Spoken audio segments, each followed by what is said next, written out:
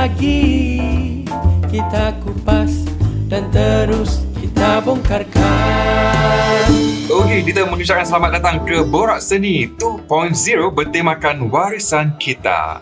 Kupas dan bongkar tentang budaya, bahasa dan bangsa. Perkara-perkara yang kita tidak tahu dan nak ambil tahu. Borak Seni 2.0 adalah sebuah rancangan terbitan Varsi Performing Arts dengan kerjasama Persatuan Rakyat Mesra. Dan 3 episod rakaman khas bersama tetamu-tetamu istimewa dan episod 4 finale akan menantikan anda pada hujung Oktober yang diadakan secara live bersama hos-hos Borak Seni dan artis-artis undangan di Wisma Geylang Serai, tetapi secara alam maya. Wah, dah boleh buat pembukaan lah. Jadi saya serahkan saya serahkan kepada awak je lah ya untuk kendalikan episod-episod semua tu. Walau macam mana pun, selamat datang kepada anda semua. Terima kasih kerana sudi terus menyokong Borak Seni 2.0 yang bertemakan warisan kita ya. Dan ini adalah siri kedua untuk para pendengar semua kerana mereka ingin tahu dan ambil tahu tentang budaya, bahasa dan juga bangsa dalam warisan kita. Dan pastinya jangan lupa untuk anda like dan juga kongsi ke media sosial Variasi Performing Arts, Instagram ataupun Facebook kita. Dan juga mungkin anda jangan lupa like juga FB page Persatuan Rakyat Mesra. Dan hari ni apa yang kita nak kupas dan kita bongkar, Kazam? Okey.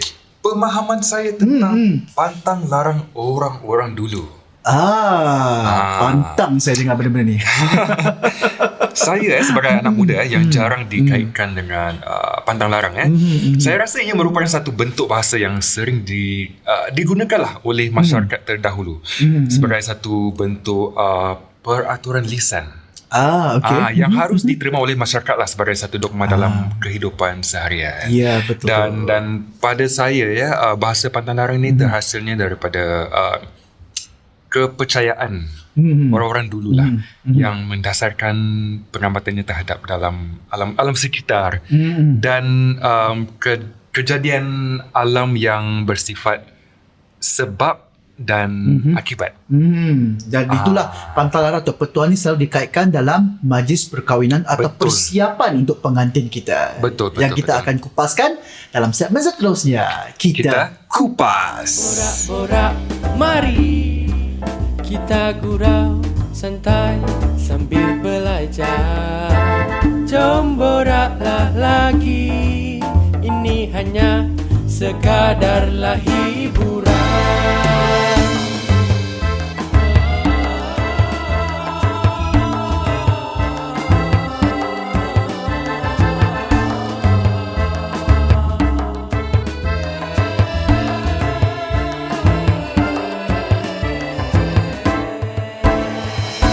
Kita kembali lagi dengan segmen yang pertama kita kupas. Okey, kita dah kupas minggu lalu tentang The Kampung People ni. Sekarang ni kita nak cakap tentang majlis perkahwinan orang Melayu dan kepercayaan serta pantang larang yang harus masyarakat kita tahu, iaitu episod kedua kita, Kepak Bing Bing.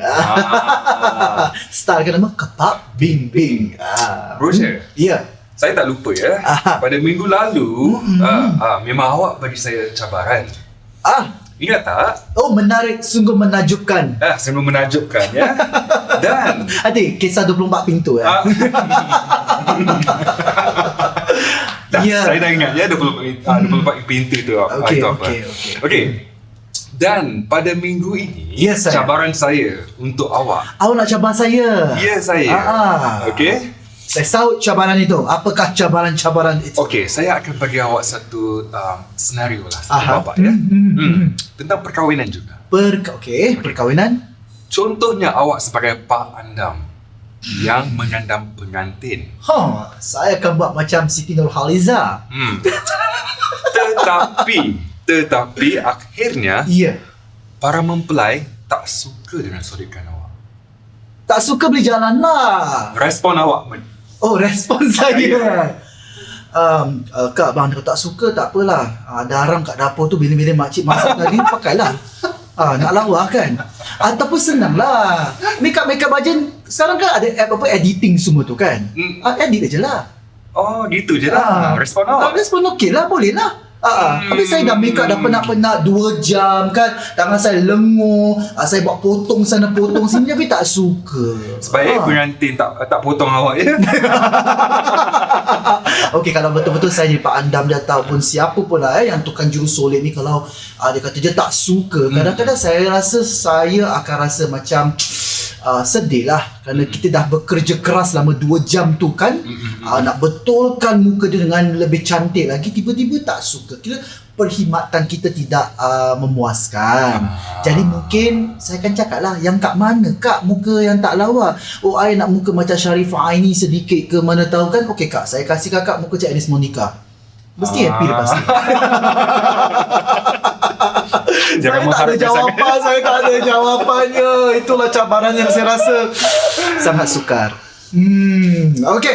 Alright lah, cabaran anda saya dah sahut. Okay, sekarang kita nak tanya lebih dalam lagi kerana mereka ni adalah pakar Betul. Mungkin mereka menghadapi dan melalui perkara-perkara sedemikian, terutamanya dalam majlis perkahwinan. Tapi sebelum bermulanya majlis perkahwinan, banyak persiapan yang kita harus lakukan. Terutamanya kita nak tunjukkan siapa.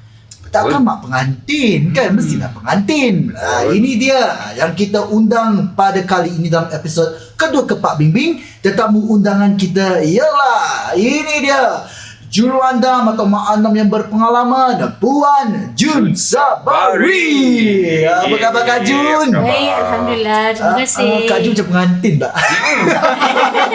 Seri dia dah tercampak dekat saya sebenarnya. Ini dia Kak Jun. Kak Jun baik Kak Jun Alhamdulillah. Alhamdulillah. Dan ini juga teman kita, teman seni kita. Ini dia, bukan saja beliau adalah seorang penggiat seni tari, tapi beliau juga dikenali sebagai Pak Andam Moden. Juruandam Moden. Ini dia, Rizal Rahim. Apa khabar Rizal? Alhamdulillah, baik, terima kasih. Rizal bukan macam Pak Andam tau, macam pengantin ada. Pak Andam dia pengantin. Alamak, orang tua dia orang buat macam ni. Okey lah, mungkin kita mula daripada Kak Jun. Kak Jun, kenalkan diri Kak Jun lebih dalam lagi, tentang pelibatan Kak Jun. Mungkin Kak Jun ada pengalaman atau nak cerita tentang sebagai seorang mak andam Ya. Okey, Kak Jun dulu mengandam pada tahun 1994 bermula 1994. Kemudian belajar mengandam dengan Puteri Mas. Puteri Mas mula-mula dekat Adelphi. Memang minat lah. Dulu masa budak-budak tu, kalau muka tu, kalau makeup, especially eyeshadow kan, kalau kat mata tu tak ada 4-5 colour tak sah. So tu masa nak dara. Berapa colour Kak Jun? Adalah 3-4 colour tu satu kelopak mata. Tu jadi bila Kak Jun berumah tangga, kebetulan mak mertua, kakak ipar pun mak andam.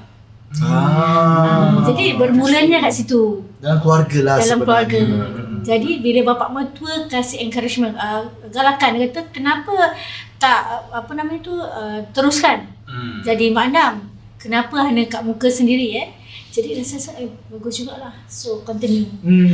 Tapi banyaklah dia punya cabaran tu. Terus terang Kak Jun cakap masa Kak Jun jadi mak andam tu, Kak Jun belum pas lagi. Bermakna belum dapat sertifikat. Tapi dah dia hantar untuk mengandam pengantin.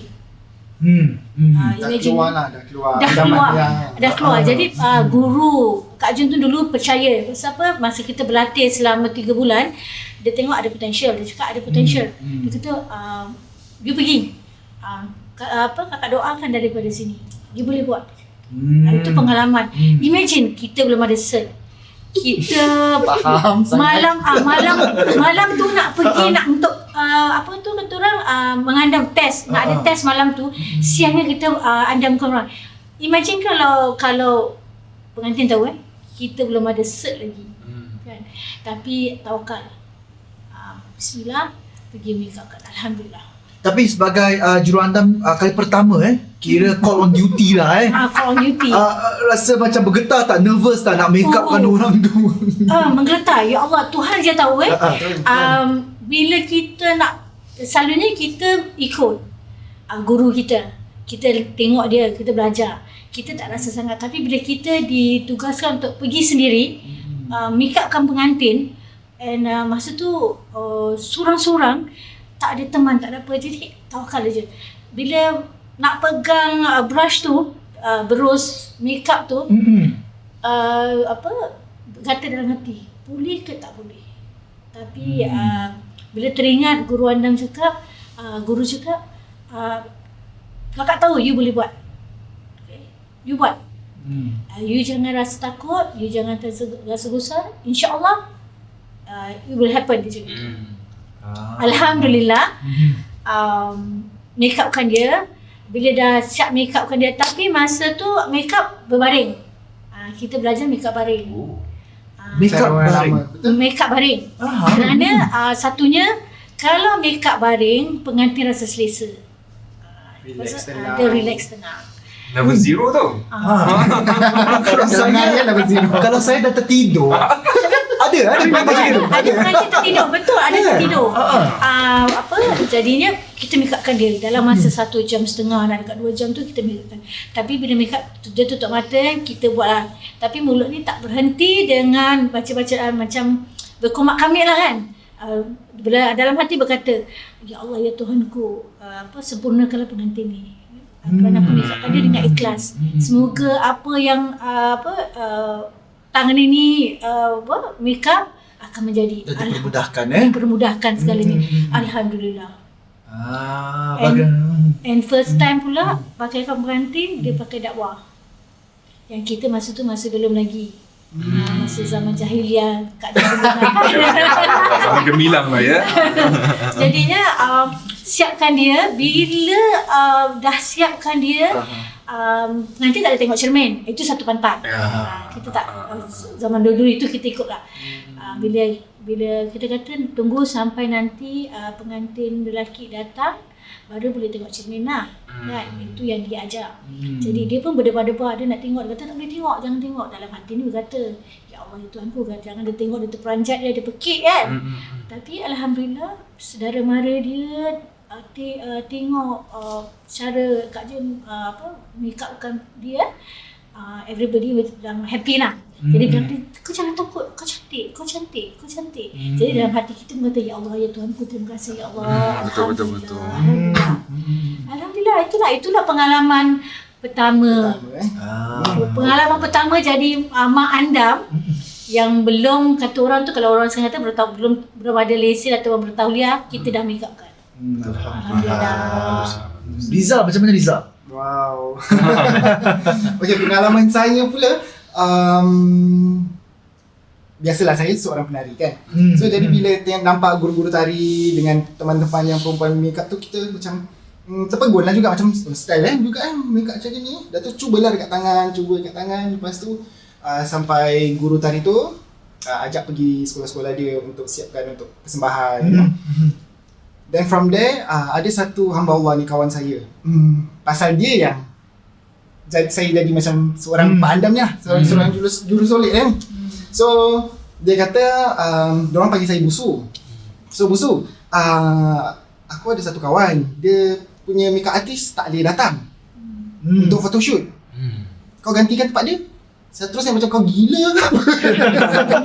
Maaf tapi macam, kau gila ke? Dia nak peranjat macam, tapi dia nampak mungkin dia nampak kebolehan saya untuk bermakeup. Jadi waktu tu macam saya ada barang pun setakat satu brush. Lepas tu dulu saya tak pakai brush, saya pakai applicator.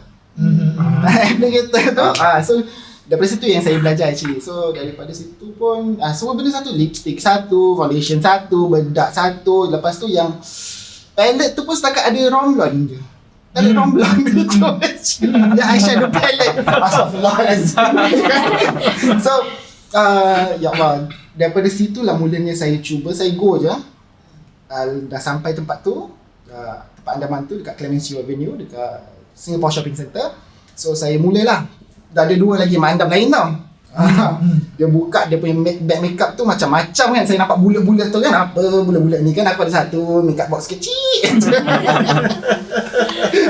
So dari situ pun kita cubalah, saya dah mula make up. Lepas tu rambut saya tak berapa nak pandai sangat. So owner dia yang ajar saya. Jadi dia tolong saya, dia bantu saya, okey buat macam gini, okey alhamdulillah. So from there saya pick up daripada dia. Memang satu plus point dia tu adalah hairdo. So daripada situ saya pick up.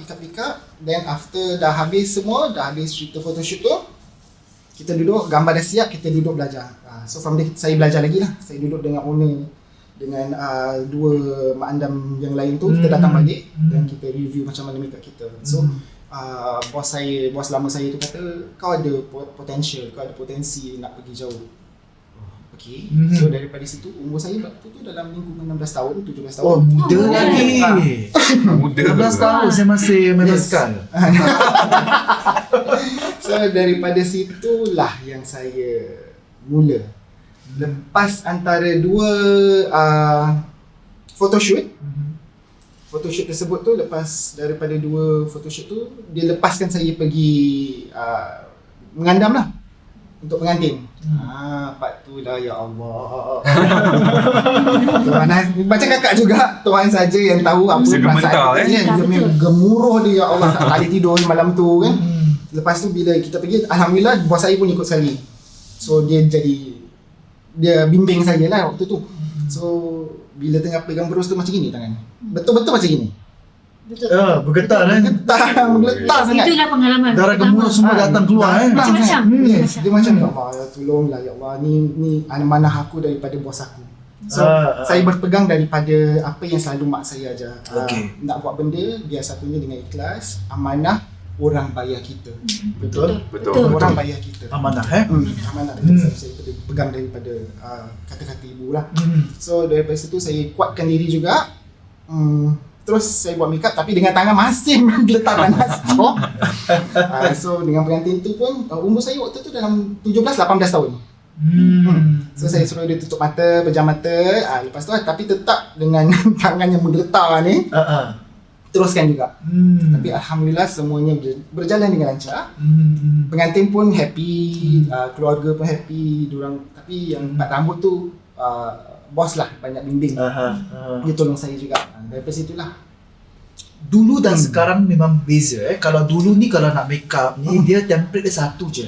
Baik bersanding, nikah ataupun jamaah resepsi. Tapi sekarang dia beza tau. Photoshoot lain, waktu nikah lain, bersanding lain, dan nanti yang resepsi pula lain. Kan? Betul tak? Betul. Kenapa ya?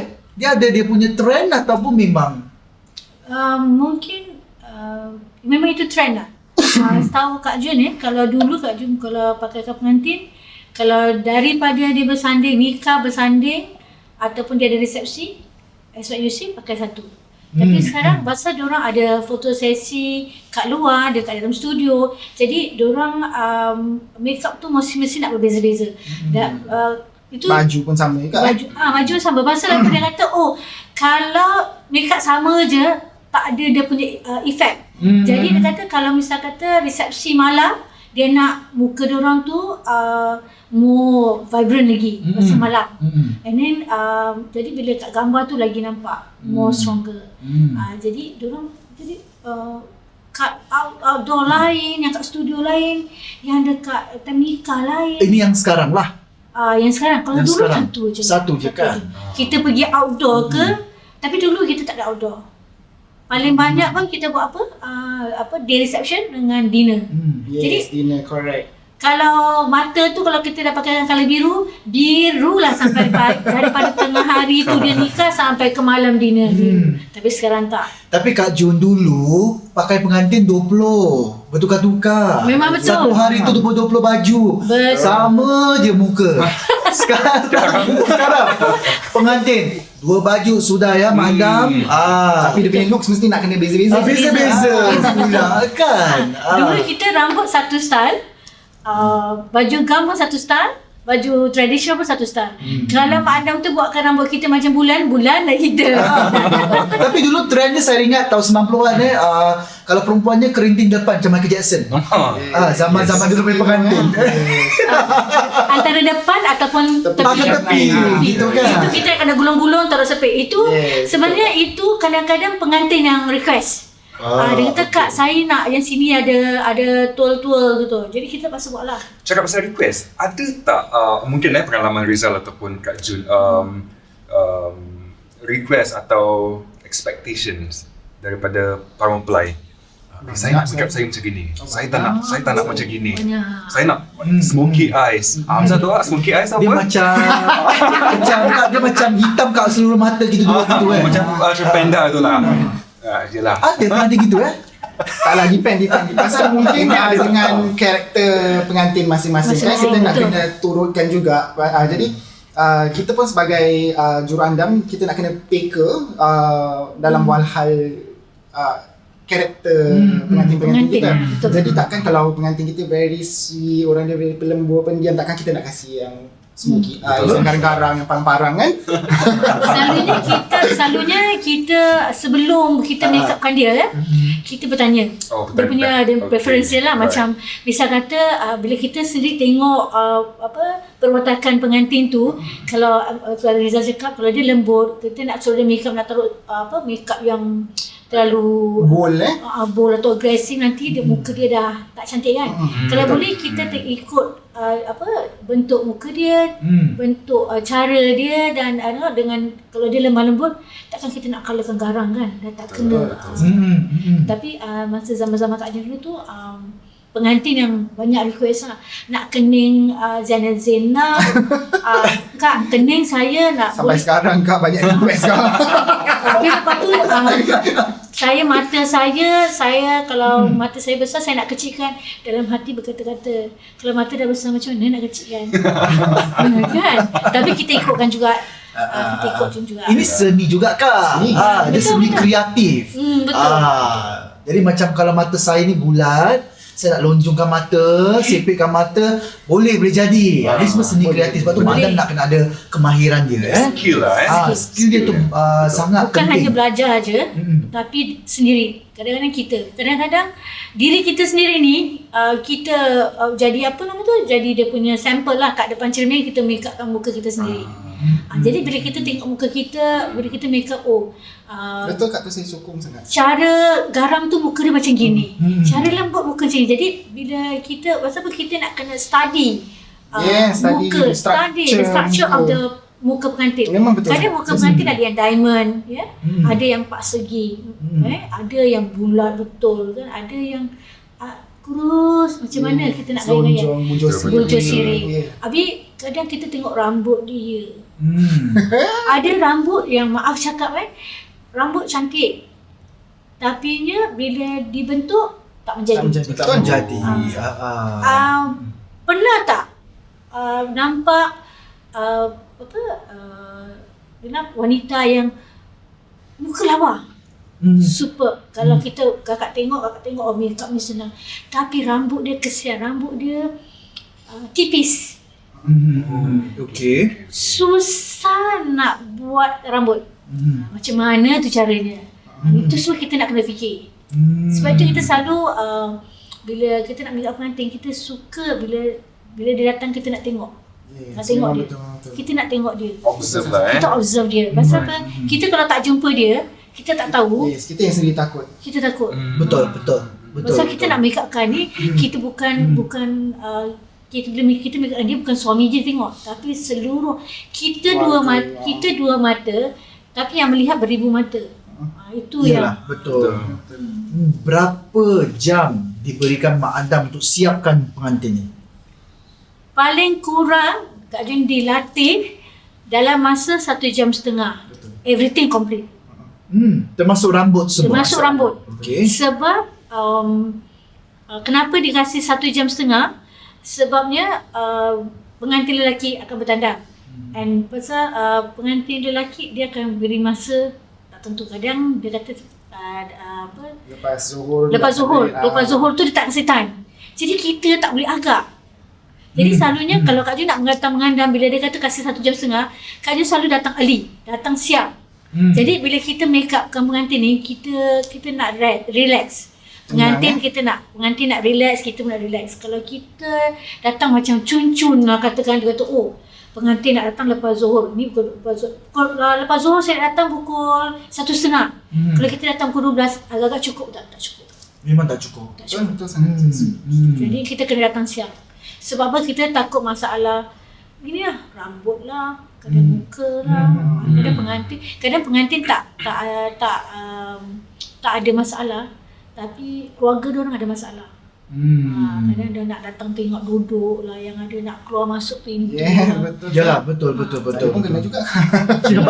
Itu yang kita harus hadapi lah. Yelah, mungkin pengalaman Kak Jun dah mengandam dah memang lama lah, dah 90-an. Lagi pada zaman sekarang banyaklah makna-makna baru atau makeup artist MUA. Jadi pernah tak Kak Jun merasa sikit banyak tergugat apabila ada makna baru yang baru naik, taking over your place and stuff? Ada. Memang ada.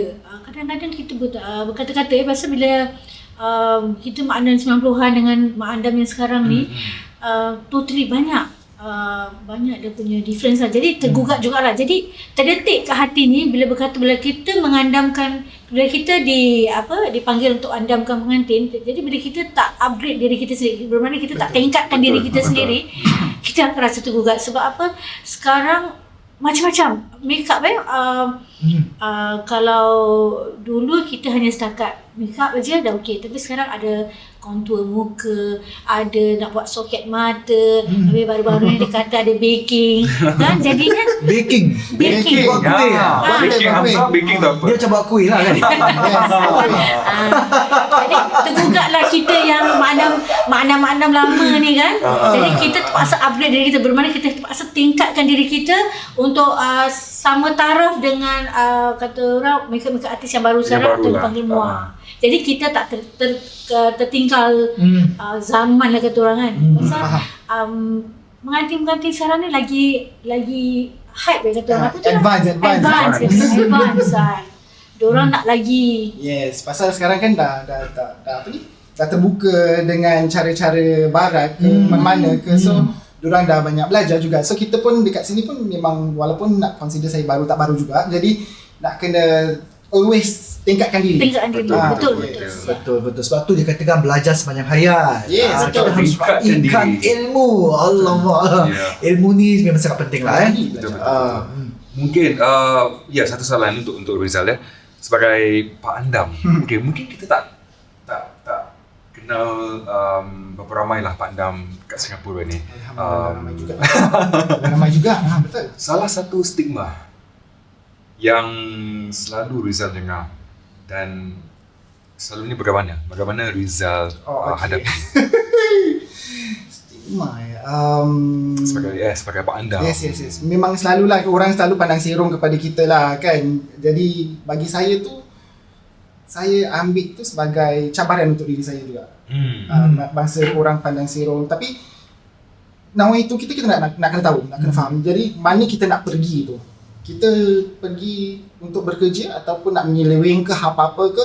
Jadi ada satu masa dulu tu bila saya baru-baru menjadi seorang juruandam,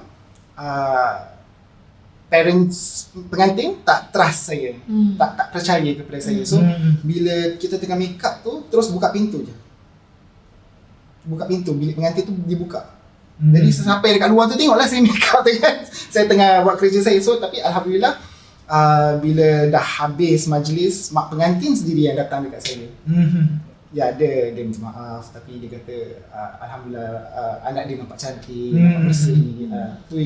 Tu bagi saya dah cukup berterima kasih sekali. Tapi ada pembantu wanita lah. Mesti nak kena ada. Kalau kita sebagai seorang Pak Andam lelaki, mesti kita nak kena ada assistant yang wanita. Pasal mereka yang selalu tukarkan baju. Yes, correct. So jadi kalau Mak Andam lama ada baca-bacanya kan?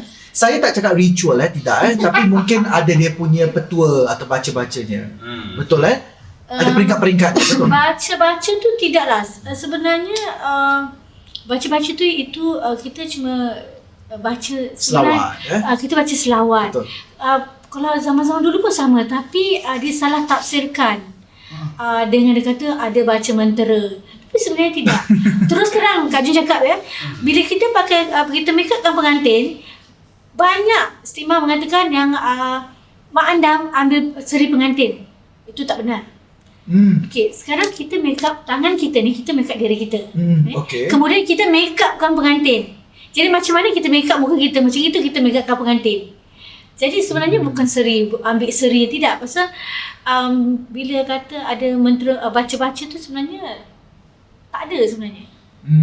Terus terang cakap lah. Mungkin bagi saya pula, mungkin untuk orang dalam sudut macam perkampungan dulu, itu mungkin pasal kalau apa yang saya dapat tahu, apa yang saya pelajari dulu, Mak Andam, bila Mak Andam tu dah ada ditugaskan, ni pengantin, ni anak aku dah nak kahwin gini-gini, so Mak Andam tu akan duduk dengan pengantin tu, tinggal bersama dia, jaga dia. Dulu Zaman tu zaman kampung kita lah, zaman mak-mak kita dulu Jadi lah. mereka apa? Jaga makan dan segalanya. Make sure that make sure that pengantin tu tak langgar pantang-pantang larang. Macam tak boleh keluar rumah, tak boleh mandi kat luar, tak boleh mandi air sejuk sangat, sejuk. Macam itulah. Itu zaman-zaman dulu lah. Banyak juga ya. Banyak juga perjalanan pengantin ni dengan Mak Andam. Tapi sebenarnya Mak Andam ataupun juruandam ni yang bertanggungjawab banyak sebenarnya untuk menjaga segalanya hal ehwal pengantin ni. Sebelum jadi seorang pengantin dia ditunjukkan oleh orang ramai lah. Betul. Di majlis tersebut tu Okey, jadi tentang Andaman kita sentuh. Kita tahu adat resam kahwin orang Melayu ni merupakan antara adat resam yang paling penting dan dipegang teguh oleh kebanyakan orang Melayu kita. Baik di mana-mana saja, di kawasan luar bandar maupun di bandar. Zaman dulu datuk nenek moyang kita, adat resam tu masih lagi dikekalkan. Seperti peringkat-peringkat yang kita tahu ni, kita ada 3 peringkat dalam adat kita ni, dalam perkahwinan. Pertama, nak tahu apa tak? Merisik. Merisik ni. Merisik atau menengok. Pemahaman anda? Merisik saya memang sering dengar. Sering dengar lah. Tapi kalau menengok, Merisik atau menengok lah. Kirakan macam awak hantar wakil, ni belum jadi lagi. Belum jadi. Jadi kononnya nak sunting bunga di dalam taman lah, kumbang di luar pagar lah. Ada ke tak ada? Kalau tak ada, saya cop dulu. single or not available gitulah. Macam tu. Dah merisik, lepas merisik apa Rizal? Barulah bertunang. Ada cincin. Atau orang dulu kata meminang. Dia macam meminang lah. Pantun memantun tu semua keluar. Lepas meminang, terus kita orang kata menghantar belanja dan akad. Betul Kak Jun? Betul. Betul. Pemahaman saya menghantar belanja ni dulang-dulang dulang-dulang hantaran, sepasang baju, kain. Betul. Tapi tu selalu kita buat sekaligus lah kan. Hantar belanja dengan hantar pakaian dan dengan pakaian pengantin, dengan hiasan-hiasan lain lah. Sepasang lah. Jadi komplit itu. Komplit lah Komplit dan lah. barulah ada majlis akad nikah Akad tu nikah, lah kongsi-kongsi dulang lah kira-kira kongsi dulang, macam sekarang kita lihat dulang-dulang bertukar-tukar dan macam-macam. Macam-macam kesek lah. Kadang-kadang bukan pengantin nak, saya rasa macam saya yang nak. Dah sedia je beg plastik kat sebelah tu tau. Dulang-dulang sekarang saya bagi 5, awak bagi 6. Saya bagi 6, awak bagi 5. Tapi betul, itu dia ada punya adat-adat dia. Saya beri angka ini dibalas dengan angka seterusnya. Selalunya pihak pengantin perempuan yang selalu kasih lebih betul. daripada sebelah pihak lelaki. Ada sebabnya tak Kak Jun? Sebabnya perempuan ni biasalah, perempuan ni dia orang suka apa dipanggil tu memberi. Kalau lelaki is a very simple person. Diorang tak nak, diorang kasih basic. Diorang tahu telekong sejadah, beg, kasut, lepas tu that's it. Yang mungkin yang lebih-lebih tu macam kek pengantin, selamat pengantin baru ataupun buah-buah tu mungkin daripada saudara mara. Tapi kalau perempuan ni mungkin Mesti nak kena komplit dia nak ada komplit. Kalau dia ada kasut, dia mesti nak ada, kalau kasut lelaki tu mesti dia nak ada dia punya wallet atas atas duit tu. Dia mesti nak ada dia punya tali pinggang. Kalau baju kurung mesti nak ada songkok. Jadi Atas baju. nak ada komplit. Baju nak ada butang baju samping semua. Jadi itu yang buat dia punya berdulang-dulang sebenarnya. Tapi lelaki is very simple. Straightforward Very straightforward. Ataupun orang dulu tu dia ada dia punya angka macam dia tak boleh even dia mesti nak dia tak boleh genap. Dia mesti nak ada macam kalau kau kasih 5 kau kasih 5 aku kasih 7 lah. Macam gitu. Lebihkan sedikit Lebih lebih special lah sedikit Dan kita tahu selepas tu barulah kita ada peringkat yang kedua, iaitu berandam lah, yang tadi Kak Jun, Miza sentuhkan tentang berandam dan tentang berinai. Soal berinai ni kan macam tadi Kak Jun, saya dengar Kak Jun kata majlis berinai ni akan untuk meramai-ramaikan meramai-ramaikan Satu adat. adat lah adat. Berinai ni sebenarnya nak kata adat pun tidak jugalah. Tapi memang daripada dulu dah dipraktikkan. Jadi sekarang kita ikut. Dari bawah. Daripada dulu sampai ke sekarang. Sebenarnya berinai itu sebenarnya meramai-ramaikan. Bermakna bukan meramaikan merapatkan lagi silaturahmi antara keluarga. Macam katakan anak kita nak kahwin. Jadi adik-beradik kita nak datang sambut merewang tu. Jadi buat sekali berinai. Berinai. Jadi bila dia tengah berinai tu kita ramai-ramaikan. Tambahkan program lah Tambahkan agenda Macam lah. kalau zaman dulu orang kampung kan. Tapi kalau sekarang kita adik-beradik, kawan-kawan, diorang ada malam berinai tu nanti yang ada pakai baju sepasang. Diorang ada Bollywood night lah. Diorang ada kampung style night lah. Sekarang fashion sekarang. Kalau tapi dulu Night tu kan. henna night. Macam-macam lah sekarang. Macam-macam lah ada. Kalau berinai ni kita gantikan manicure pedicure boleh tak? Boleh. Apa salahnya? Tapi tak berapa cantik, tak berapa manis kan. Manis Pandang kan. Inai original tu yang paling cantik lah untuk pengantin. Macam sekarang Kak Jun boleh lihat inai putih. Dah agak dah. Inai putih. Inai putih. Macam mana tu? Inai putih itu kan jadi itu satu kemusykilan lah sebenarnya kan. Sebenarnya inai putih tu mungkin diorang pakai Macam kurang pasti jugalah tentang inai kan. jadi bila diorang pakai tu, bila pengantin tu dia tengok inai putih inai. Ada Mungkin cantik. Bagi saya mungkin cantik untuk Setengah orang je lah. Setengah orang ataupun yang adik-beradik pengantin ke. Kalau bagi saya tetap lagi cantik. Lagi cantik Inai yang original asli inai lah. asli. Jadi itu betul-betul pengantin macam dulu Nampak gah dia kan. dulu masa Kak Jun kahwin tu Kak Jun lagi suka pakai inai. Betul. Tapi bila masa kita nak kahwin tak ada orang nak pakai yang kita. Jadi mak mertua tu asal datang pakaikan. Tu orang dulu. Pasal macam yang mula-mula kita cakap tu lah. Pengantin mak andam jaga, tapi masa Kak Jun kahwin dulu bukan mak andam jaga. Mak mertua jaga. Pasal mak mertua mak andam. Dia yang jaga kita. Dia yang datang pakaikan inai. Dia yang datang buatkan pelamin. Saya pernah ternampak sebenarnya Andam ni, Mak Andam ni bila dia ada di rumah sewaktu mereka buat berinai ni semua. Jadi lepas tu dia kata Andam pun letak minyak kapak. Ya. Dia nak kilatkan lagi, kata nak hidupkan lagi. Nak gelapkan lagi. Panasnya minyak kapak. Tak minyak panas ke? Tak, sebenarnya minyak kapak ni tak pernah. Kak Jun dah pernah cuba lah kan. Pasal anak kahwin. Kita pakai kan dia. Sebenarnya dia berangin. Dia mencepatkan kering. Dan dia menggelapkan inai tu. Jadi kalau inai kita nak pakai tunggu lama kan. Berapa lama budak tu nak tidur kan, nak pergi toilet. Jadi kalau kita pakaikan dia minyak kapak tu, dia cepat. Dia cepat meresap. Jadi tahan sejuk je lah. Tahan sejuk je lah. Jadi agak-agak dalam 2 jam dia dah boleh buka. Kalau dulu-dulu kita nak kena tunggu lama nak pakai inai, nak tunggu sampai setengah hari. Kalau ikut budaya orang barat tak ada kena mengenai dengan inai, tapi kalau budaya barat bachelorette party jatuh kat peringkat mana tu? Bertunang? Tu tu Bachelor selepas bertunang betul-betul dah nak kahwin bagi saya. Itu yang selalu diorang buat lah. Tapi Budaya barat lah tu. budaya barat. Tapi kalau bagi saya tak perlu kot untuk budaya kita. Tak. Dia tak kena lah pada Yes. kononnya macam inilah The kalian last enjoyment kan? dia sama-sama berhappy-happy Tapi kan. ada juga yang buat lah. Ada. Tapi bagi saya tu memang tak perlulah. Lagi baik terus buat henna party tu. Henna party. Itu lagi mengiratkan bagi di dalam rumah, you know. Okey, kita tadi pula dengar pasal prosedur, kita dengar pasal bagaimana amalan mereka lakukan. Betul. Okay, kita bersentuhkan lagi sebentar nanti. Tapi kita ada cabaran juga untuk mereka berdua. Cabarannya bila kita tanya sebenarnya senang aja. Jawab perlu atau tidak.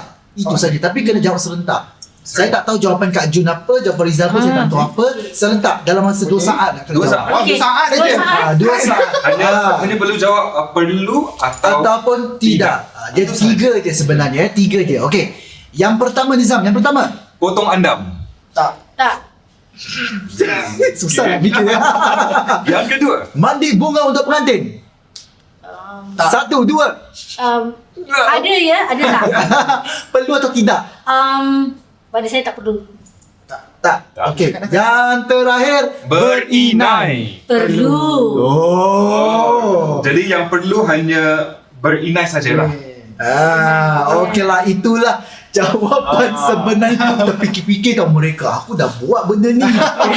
Perlu ke tidak kan? Kalau nak tahu dia punya reason, bagi saya kalau yang mandi bunga tu terpulang kepada keluarga pengantin tu sendiri. Ya. Tapi pada kita mak andam, kita tak. Kalau mungkin mak andam dulu yang dekat kampung tu mungkin dia lah. Pasal diorang yang jaga, you know, mandi bunga, yes, tu semua memang diorang buat. Selama sebulan diorang duduk dengan pengantin tu, yes, diorang akan menjaga. Pasal orang-orang kampung dulu faham Ya. lah kan, macam apa jadi, ya. Iyalah. Sekarang pun ada juga sekarang. Ada. Kalau diorang kalau yang mandi bunga tu bila keluarga diorang berketurunan Jawa, apa namanya dipanggil? Tradisional Jawa ya. Diorang masih tetap Jawa lah. Jawa. Tetap ada ya. Okeylah, itulah tabu-tabu masyarakat tentang kepercayaan, amalan, pantang larang atau petua. So adakah ia sebenarnya masih diperhatikan atau masih relevan di dalam masyarakat kita? Itu dia, jom bongkar selepas ni. Tapi kita dengar dululah ya pandangan orang luar di sana tentang pantang larang pula. Kita dengar dalam segmen seterusnya. Apa kata orang? Borak-borak seni, banyak cerita kita ingin dengarkan. Borak-borak lagi, kita kupas dan terus kita bongkarkan. Antara pantang larang yang telah saya dimaklumkan sewaktu saya baru nak bernikah dan menjalani majlis perkahwinan saya ialah kami pengantin dilarang untuk menghadap cermin sewaktu disolek oleh juru dandan ataupun mak andam, kerana dipercayai kita akan kehilangan seri seandainya kita memandang cermin sewaktu disolek. Jadi itulah di antara pantang larang yang kami dimaklumkan. Okey, beri contoh pantang larang dalam majlis perkahwinan. Okey, apa yang saya tahu, jangan tidur kat rumah orang lain. Pantang sebab saya rasa takut kena sihir. Itulah orang dulu-dulu kena sihir aja. Okey, yang kedua saya rasa tak boleh jumpa pasangan sebelum kahwin lebih kurang sebulan kot. Sebulan ataupun lupa. Dah lupa. Okey? Okay, pantang larang yang saya tahu adalah bila nak balik rumah tu tak boleh masuk rumah terus. Nak kena cuci kaki, nak kena duduk kat luar, jalan-jalan. Jadi diorang cakap tak ada orang ikut atau setan tak ikut. Tapi kadang-kadang bila ada yang orang balik terus masuk, tak ada apa-apa pun. Orang dulu-dulu cakap anak dara tak boleh nyanyi di dapur.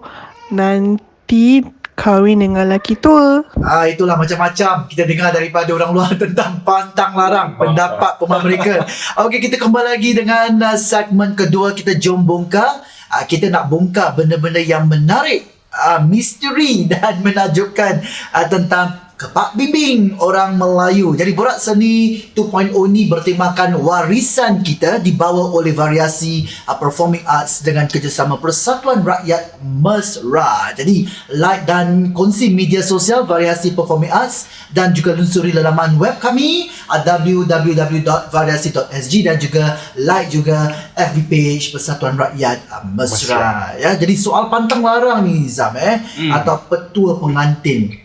Petua-petua tentang untuk pengantin ni sebenarnya. Kita pernah dengar tau istilah darah manis. Mak Mai cakap jangan keluar, darah masih manis lagi. Jangan keluar dengan pasangan sebelum bernikah. Atau yang paling teruk kita pernah dengar, ini bukan teruk lah, tapi saya pun percaya dengan pantang larang ni, jangan makan kepala atau leher ayam. Nanti tiling. Mendapat pandangan pakar-pakar kita ni macam mana ni? Betul.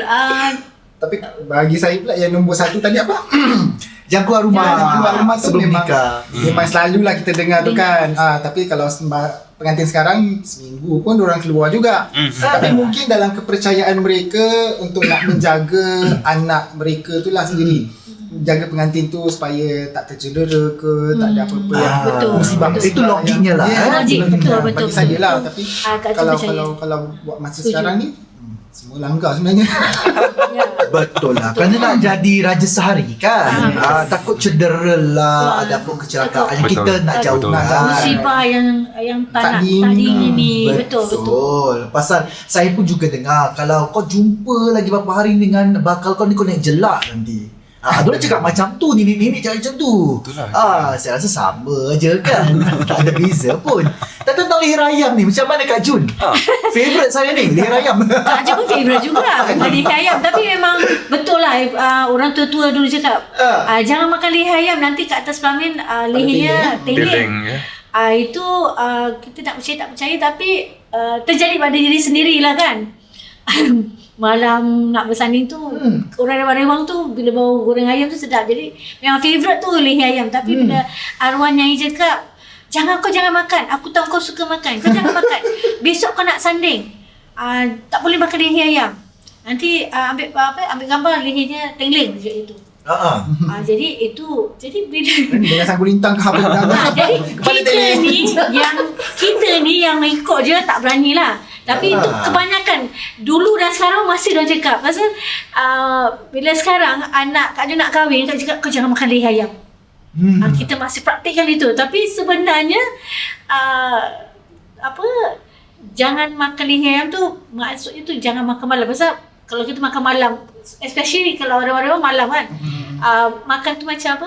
Manci gitu lah. Cemil-cemil gitu. Lagipun dia isi kurang, dia banyak bertulang. Macam tu lah. Takut tercekik ke ataupun ni lah. Banyak fakta dia lah. Tapi logiknya sebenarnya orang tua ni anak, dia nak makan, takut benda tu habis kan. Mungkin. Jadi jangan makan. Mereka jadikan alasan. Logiknya lah. Okey, mungkin kita nak alihkan fokus kita kepada majlis kenduri kahwin lah. Petua dan adat. Mungkin banyaklah petua dan adat yang sering kita dengar. Salah satunya kena pagar 4 penjuru di dapur sebelum kerja memasak dimulakan. Campak garam kasar. Ataupun tumbuk cili di tanah. Itu elakkan hujan. Elakkan hujan pada hari-hari perkahwinan ataupun limpah baju tidur pengantin di atas kemah. Itu pun elakkan hujan. Elakkan hujan juga. Sama. Saya pernah buat. Adik saya kahwin kan. Jadi saya praktikkan benda ni. Jadi cakap adik saya lah, nanti baju tidur kau tu besok jangan cuci tau. Kenapa tak aku kasih je aku. Jadi saya betul-betul saya limpah dekat kemah dapur tu. Orang tak tahu saya baca selawat, saya limpah. Hari tu satu hari panas terik.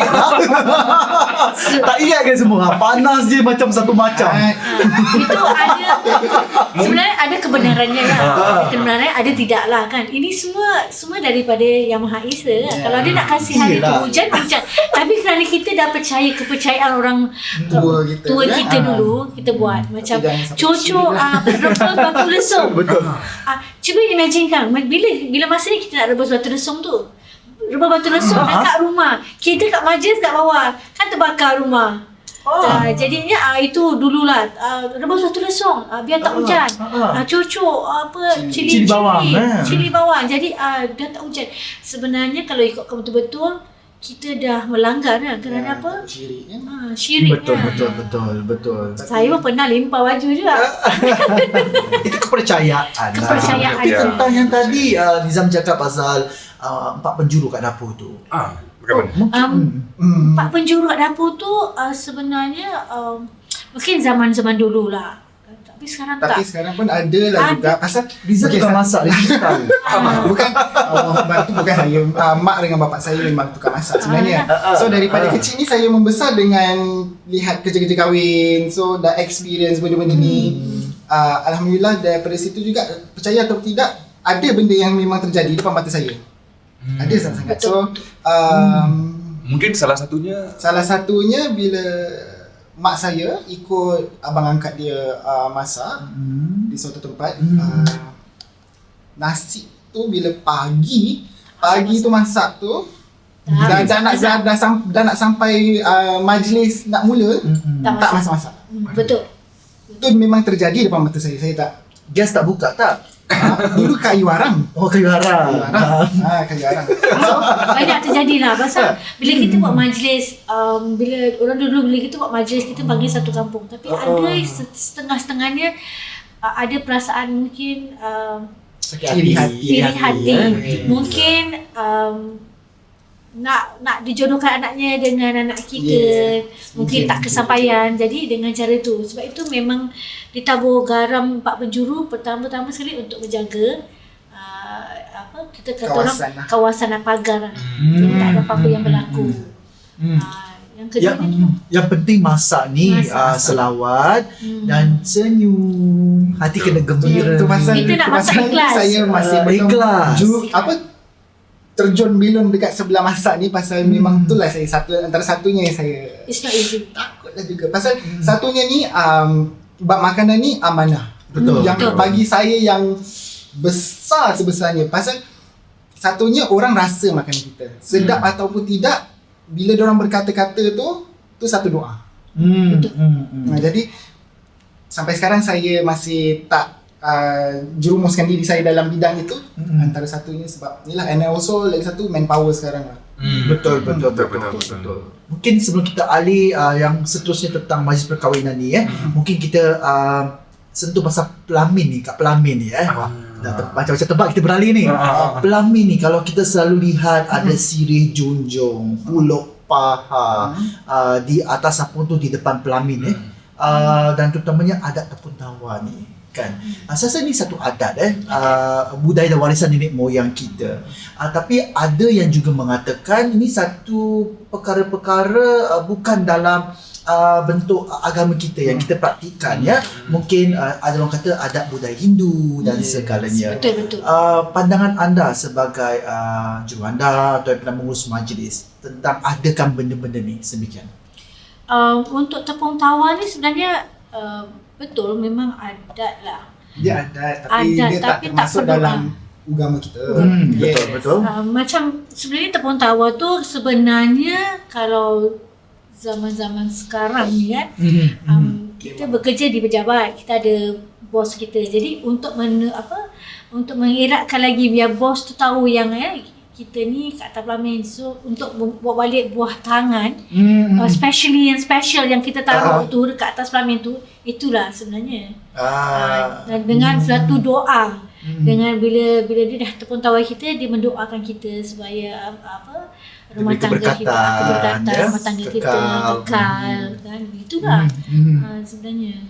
Dan dia macam menyerikan pelamin tu je lah, mewarnaikan pelamin tu. Tapi kalau orang-orang lama tu memang satu-satu benda dekat tepung tawar tu memang bagi diorang tu ada makna. Cuma kalau buat pemikiran sekarang, anak-anak muda sekarang dan mungkin make-up artis sekarang tak diperhatikan lagi. Mungkin untuk Rizal satu nasihat ataupun petua yang pernah Rizal belajar dari Mak Andam lama yang mungkin Rizal masih ikut hingga sekarang. Apakah itu? Mungkin macam saya pernah bekerja sama juga dengan mungkin Mak Andam lama, iaitu Kak Juria, kalau kita tak panggil kakak, kita panggil dia Mak Ju, dan lagi satu kakak ni Kak Jamalia. So diorang selalu pesan bila andamkan pengantin, sebelum kita andamkan pengantin, jangan lepas lawat, jangan lepas 3 kul. Itu untuk macam apa, bagi pendinding kita lah gitu. Tapi ya itu yang saya masih perhatikan lah bagi saya. Pasal kalau nak kata benda-benda yang kurang elok ni selalu berlaku tu, ada juga yang nampak di mata, tapi bukan dekat pengantin. Alhamdulillah bukan dekat pengantin saya, cuma dalam bidang masak lah tu. Itu yang saya selalu nampak dulu. Tapi alhamdulillah dengan dalam bidang andaman pula tak pernah terjadi. Alhamdulillah. Bagus. Mungkin kenangan pahit manis lah yang pernah Rizal ataupun Kak Ju lalui waktu menjadi seorang juruandam ataupun semasa uruskan majlis perkahwinan. Pengalaman Kak Jun dulu ada satu pengantin ni, sipolan ni, dia tak boleh dengar azan. Jadi kebetulan bila dia bertandang tu berazan, tengah azan. Jadi pengantin sebelah pihak lelaki, wakil tu datang dekat Kak Jun kat atas pelamin, cakap, Kak, maaf, pengantin lelaki tak boleh bertandang. Bermakna tak boleh bertandang, bersanding lah. Jadi kita pun tanya kenapa. Itu dah bermakna Kak Jun sebagai mak andam dengan keluarga wakil kepada pihak lelaki ni nak kata panik. Of course lah kan, panik. Pasal apa? Pertama kali dia tak boleh duduk atas pelamin, tak boleh nak bersanding. Sekarang orang dah tunggu pasal kompang dah dipalu kan. Jadi orang semua dah attention tu dah pengantin mesti ni kan. Jadi Kak Jun cakap, macam mana ni bilang dia, okey kita papa je lah. Pakai ada cermin mata hitam, papa dia dengan jalan pelan-pelan. Kemudian dudukkan dia. Dia tak sadar. Jadi apa yang Kak Jun boleh buat, pasal dia pengantin lelaki, kita mak andam perempuan, kita tak boleh nak bersentuhan kan, pasal banyak mata yang memandang. Jadi Kak Jun sampaikan pesan ni pada wakil dia, mengatakan cuba bacakan ayat suci lah kan, surah Yasin kat telinga dia. Dia kata, Kak, dia azan tak boleh dengar, macam mana Kak? Tak apa, kita bacakan aja. Kalau dia boleh, kata orang, dia boleh buka mata dia, bermakna ada ada reaction lah kan, ada harapan lah kan. Setidak-tidaknya pun dia boleh kita tinggalkan dia untuk bergambar kan, daripada kita nak papa. Pasal bila dia dah naik atas pelamin, macam mana kita nak papa dia, dia mesti duduk kan. Jadi bila dia bacakan tu 3 kali, dia suruh baca 3 kali. Sebelum tu bukakan kasutnya, ambil ibu jari dia tu, bacakan. Alhamdulillah dia sadar, dia dapat duduk sekejap. Jadi pengantin perempuan ni bertanya-tanya lah kan, kenapa pasal Kak Jun tak bilang pengantin perempuan dulu, pasal tak nak dia panik. Tapi kerana dia dah duduk, bila dia dah bersanding tu, dah dapat ambil gambar 1 atau 2 shot tu, lagi dia lagi. Tapi ini tanpa dengar azan. Ini muskil kan. Jadinya suruh buat lagi. Jadi kita pendekkan masa duduk kat atas pelamin tu, bawa dia naik atas. Papa dia kita snack, kita naik atas dengan alasan pengantin nak tukar baju. Jadi kita buat naik. Jadi bila buat naik, terpaksa kita, pasal Kak Jun tak boleh lakukan, jadi terpaksa Kak Jun jumpa dengan bapa pengantin, minta tolong dengan bapa pengantin. Tanya bapa pengantin, ada tak yang arif tentang perkara macam ni, bahasa dia lelaki, Kak Jun tak boleh bersentuhan kan. Yalah, betul. Jadi dia kata, ada, dia ada pakcik dia. Jadi bila dia dah okey, dah diminumkan air, pengantin perempuan dah nangis. Bila dia dapat tahu ni kan, dah nangis. Kak Jun dah panik juga ni. Alamak, pengantin perempuan kalau nangis, masalah. Makeup cair. Babak makeup. Kita nak kena re-makeup balik. Itu tak jadi masalah. Sekarang masalahnya kita have to solve problem ni dulu. Jadi bila dia dah sadar, alhamdulillah bila dia dah sadar, dah dikasihkan sebatang rokok untuk dia hisap tu kan. Biar dia sadar. Dan kemudian Kak Jun duduk, Kak Jun tanya dia. Jadi dia tak cakap, Tapi kawan baik dia yang cakap kata, Kak sebenarnya masa dia nikah, malam nikah tu ada seseorang yang nak perhatikan dia. Kemudian dia terperasan bila si pengantin ni berludah, ludah tu diambil. Dari situ puncanya lah. Dari situ puncanya. Dari situ puncanya. Jadi itu pengalaman pahit lah kira. Wah, ini pengalaman misteri. Misteri. Misteri.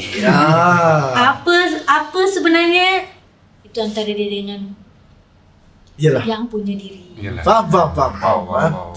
Kena berhati-hatilah ya. Betul. Dan jangan ludah sembarang ya. Jangan ludah sembarang, betul. Orang sorry jangan ludah sembarang. Betul. Sekarang bukan orang tak, NDA yang datang. Kasih surat saman Jangan ludah merata-rata ya. Mungkin ya Rizal. Mungkin kalau saya pahit tu tak berapa banyak lah. Yang manis yang banyak juga. Kalau yang pahit mungkin bila kita tahu yang pengantin kita dah tak ada orang tua mereka, tu yang buat, bukan dia je melanak, aku sekali melanak. So, yang macam gitu, cerita-cerita macam gitulah yang agak menyentuh hati saya. Betul. Tapi ada dan alhamdulillah sebenarnya okey. Amin. Amin. Kalau ini pengalaman menyentuh hati. Yes, menyentuh hati. Tapi yang pahit tu tak ada lah. Okey, sebelum kita teruskan untuk Rizal dan Kak Jun memberi kata-kata mutiara, kita akan minta Hamzah untuk sambutkan cabaran yang kedua. Sahut cabaran lah. Cabaran. Betul? Boleh? Yang kedua. Dah habis-habis. Okey, saya sahut cabaran kedua ini. Mungkin untuk Hamzah ataupun untuk Rizal juga lah. Okay. Cara penyelesaian untuk bakal isteri awak yang tak akan terima hantaran di bawah 20,000. Ini soalan apa ini? Aku diam tadi. Tempat lalu lah saya nak berehat seketika. Yang tak boleh terima 20,000 ke bawah. Rizal dulu lah. Dia pergi umrah dulu lah. Okay, kalau saya tak akan, kalau dia tak dapat menerima 20,000 tu, saya akan gantikan dia dengan 5 waktu. Kerana 5 waktu ni saya dapat mengimamkan dia hingga ke jannah.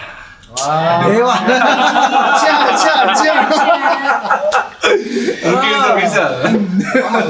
Tak tahulah, bagi saya kita kalau sebagai pasangan tu nak kena bersefahaman. Jadi betul.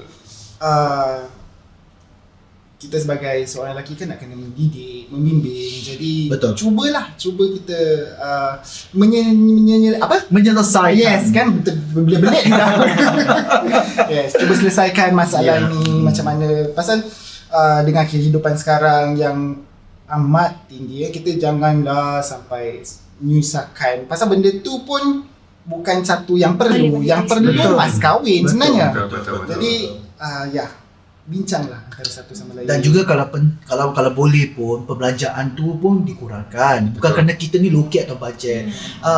Saya rasa duit-duit seperti ni kita boleh gunakan selepas majlis di mana rumah. Betul perbelanjaan antara suami isteri. Betul. Mungkin perbelanjaan anak-anak, simpanan tu harus diutamakan.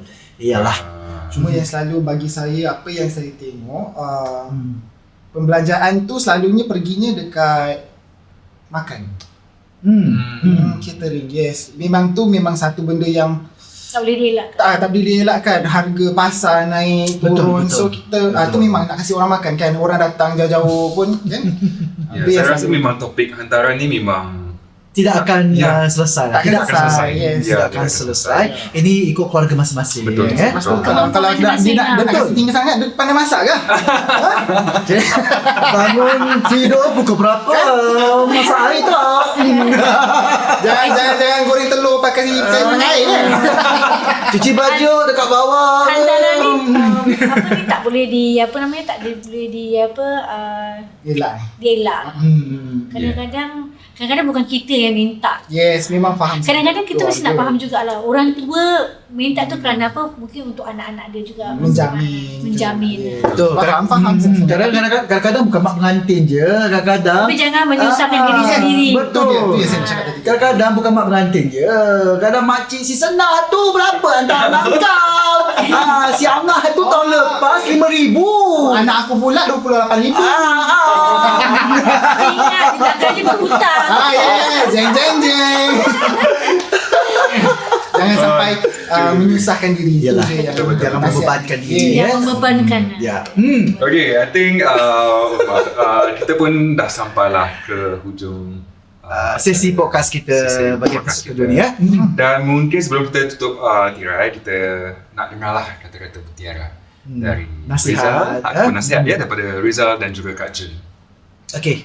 Kita dahulu ke Kak Jun dulu lah. Yes, Kak Juni. Kata nasihat pada Kak Jun kalau nak jadi pengantin, sebagai pengantin, kita mesti bersedia. Okay, bersedia. Bersedia dengan diri sendiri, bersedia dengan kemampuan kita. Betul. Kita bila nak berumah tangga ni banyak cabaran dugaan. Pada pengantin-pengantin yang bakal menjadi pengantin yang muda-muda ni, remember satu perkara, jangan buat majlis besar-besaran, di akhirnya kita yang susah.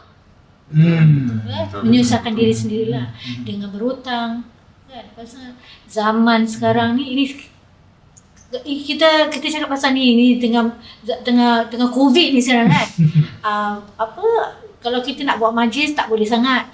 This is the right time. Memang betul. Kita buat majlis sederhana, tapi yang perlunya tu yang perlu akad nikahnya je. Yang wajib lah ya. Yang wajib tu Itu nasihat Kak Jun pada anak muda sekarang. Tak perlu membazir duit, tak perlu nak fikirkan buat grand. Simpan duit tu untuk masa akan datang. Itu yang paling penting Itu yang paling penting. Rizal? Mungkin bagi saya pula untuk ini untuk pasangan mempelai. Pasangan mempelai, tengok bajet dulu. Tengok bajet anda macam mana. Jangan rush, jangan kumpul berapa. Nak cepatkan. Pasal ada yang setengah pengantin yang saya pernah berdepan, diorang nak settlekan rumah selalunya. Nak settlekan rumah, nak dapatkan you have to do with the rumah kind of thing lah. Betul. So nak percepatkan perkahwinan mereka tu. So sampai ada yang sampai terkelang kabut. So kadang-kadang memang vendors pun akan menaikkan harga lah kalau benda-benda yang nak rushing ni kan. Betul. So plan properly, plan, tengok bajet. Kalau ada lebih, kalau nak buat yang besar-besaran. Tak ada masalah kalau nak buat besar-besaran tu, tapi ikut kepada kemampuan masing-masing. Dan macam mana juga Kak Jun kata tadi tu, which is very good. Nasihat yang amat baik bagi saya. Dan also another one for kalau makeup artist yang mungkin yang baru. Sekarang memang kita tengok dah ramai sangat juruandam makeup artist di luar sana. Tapi satu yang antaranya yang paling saya perlukan, yang apa yang saya nak tengok, head to toe pengantin tu nak kena sempurna. Nak kena sempurna. Bukan saya kata ada ramai yang muah-muah yang hebat-hebat belaka. Betul. Ada ramai, tapi apa yang selalu saya nak katakan di sini, mungkin sekarang mempelai pun nak benda yang simple, nak ada yang ringkas, tapi tetap anggun cantik. Memang betul. Tapi kita nak kena tahu bezanya pengantin dengan orang biasa. Tu yang saya nak kena ingatkan. Bagi saya tu adalah satu tanggungjawab saya kepada juru-juru andam kita yang kini, yang masa sekarang ini. Janganlah sampai buat asal boleh.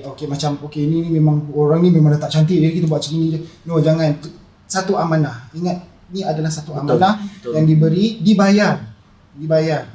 Jadi kalau kita ambil orang tu macam tak berpuas hati kan, macam tak syok kita terima duit itu, gaji kita tu sendiri. Jadi buat yang terbaik.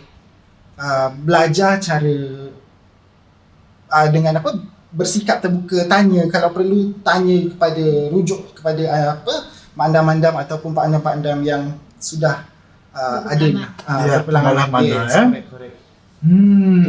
Kita dah pun dengar nasihat, kata-kata khas dari pakar-pakar kita ni kepada para pendengar, terutamanya bakal mempelai dan juga pada ahli keluarga lah ya.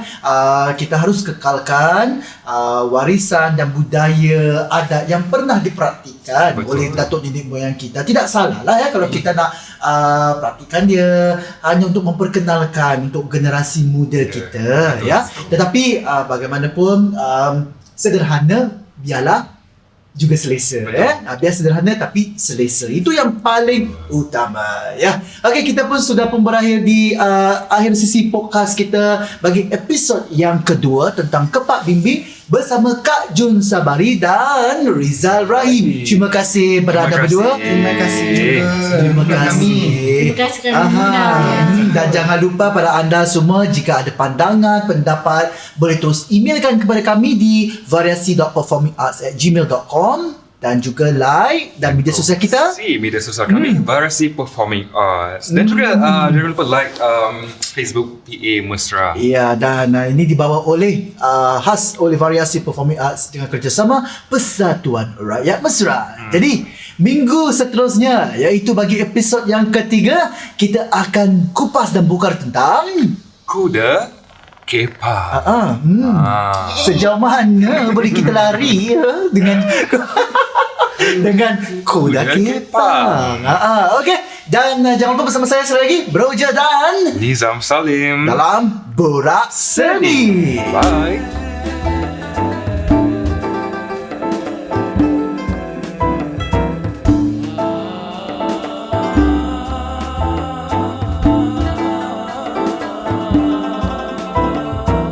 Borak-borak seni, banyak cerita kita ingin dengarkan. Borak-borak lagi, kita kupas dan terus kita bongkarkan.